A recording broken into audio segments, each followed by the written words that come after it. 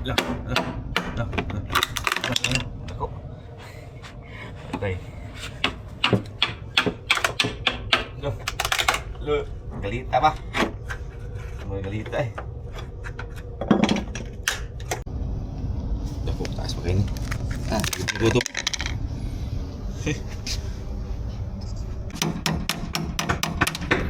Ito, si Persil. Nakakita ng bagong malaking kalawang. Morning guys. Ito pinakamalaki. Nakita ni Ariel. Aray. Sabi ka ako. Ito yung trabaho namin dito sa yate ngayon. Nagtutuklap ng mga kalawang. Kasi pangit tingnan eh. Masyadong halata na. So ngayon tinitira na para sa summer. Okay. Kala namin wala ng mga kalawang. Mayroon pa pala, malaki. Persil kasi, alam mo yung mata ni Persil, magaling maghanap ng ano eh. Doring. Oh, wala akong part-time eh. Kasi pag di daw siya makakita ng tutuklapin, wala siyang day work.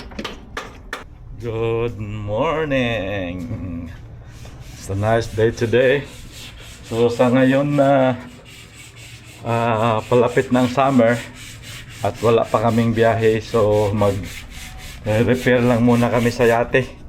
Ito yung normal namin na trabaho ngayon. Pakita ko sa inyo. Pakita ko sa iyo. Ito si Ariel, dekha namin. Ito si Hello. Hello. Siya yung Nag-maintain sa ano? siya yung kasama ko dito sa deck. Nag-maintain. Kami mga nag-maintain. Ito yung mga tinitira namin, mga blisters, mga kalawang. Malaki-laki itong project na itong ginawa namin, pero we have time to do it. Pero in the next kailan ang biyahe natin, Brel? Sa April pa. Malapit na, pero I think matatapos namin itong trabaho namin.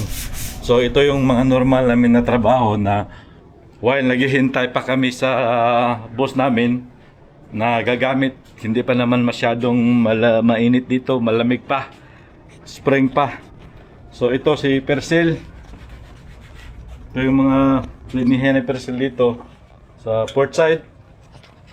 Oh, say hello to Hello your kabayan. fans, kabayan. Ito yung mga tinitira namin. Wala pa namang summer, hintay muna sa Huwag kalimutan schedule. kabayan, mag-subscribe Mag- sa YouTube channel ha. O mag-subscribe ka. Ito si Persil. Ipakita yung mukha mo para mailahan ka sa mga pulis. Agoy, ka-cute. Muna siya. Si Persil. Yes.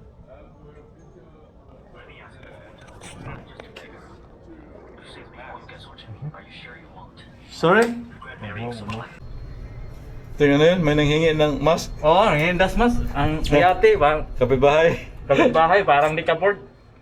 Anong yate yung ting? Hindi ka nagtanong? Anyway, ito yung mga ginawa namin dito, malaki-laki. Lahat ng mga bintana na ito may mga blister eh. Ay blister, mga kalawang, pero aluminum kasi ito, so hindi siya iba siya na as kalawang. So kalawang sa kalawang na rin sa aluminum. Anyway, so maganda na ang panahon, mainit na. So hindi ko na mahintay na mag-summer na guys, kasi hindi ko na mahintay na mag-summer na para iba naman ang natin lugar na mapuntahan, mga view. So sa ngayon nandito kami sa Club Dimar dito sa isla ng Mallorca sa Espanya ito. So yes. Alright.